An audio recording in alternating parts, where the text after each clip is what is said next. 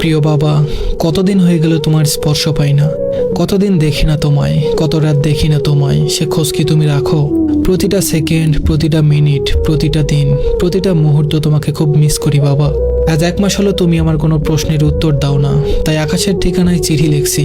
জানো বাবা, কোনোদিন দুঃস্বপ্নেও ভাবিনি তোমাকে কোনোদিন আকাশের ঠিকানায় চিঠি লিখবো, কিন্তু আজ নিরুপায় হয়ে লিখতে হচ্ছে। জানি বাবা, তুমি খুব ভালো আছো। সৃষ্টিকর্তার নিকট যে শান্তি চাইতে চাইতে তুমি চলে গেছো, নিশ্চয়ই তুমি সে শান্তিতেই আছো। তাই তুমি একটাবার স্বপ্নেও দেখা দাও না, আর আমার শত শত প্রশ্নের কোনো উত্তর দাও না। কিন্তু বাবা, আমি যে ভালো নেই, তোমাকে ছাড়া খুব কষ্টে আছি বাবা। অন্য আর 5 জন ছেলে মেয়েদের মতো তোমার মেয়ে হয়ে আমি কখনো বলবো না বাবা তুমি থাকতে বুঝিনি তুমি কি ছিলে জীবনে, বাবা নামক বটবৃক্ষ কি হয়।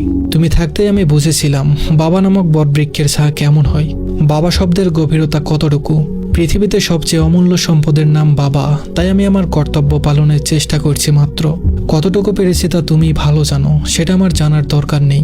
আমি শুধু জানি আমি ব্যর্থ সন্তান, কারণ আমি তোমাকে ধরে রাখতে পারিনি।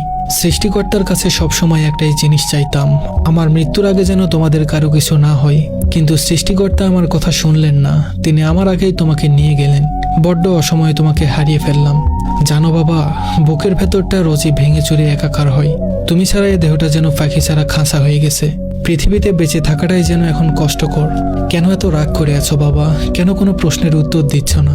কেন পূর্বাভাস ছাড়া হুট করে কেন তুমি ফাঁকি দিলে? তোমার কিসের এত তাড়া ছিল যে তুমি এত তাড়াতাড়ি আমাদের এতিম করে দিলে? আর কটা দিন থাকলে কি এমন ক্ষতি হতো শুনি?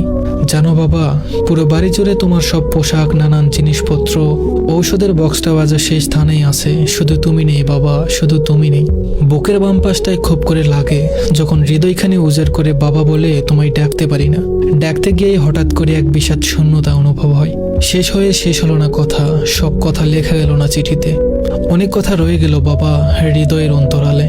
তোমার অনুপস্থিতি আজও আমি মেনে নিতে পারি না, আর ভবিষ্যতেও কোনোদিন পারবো না।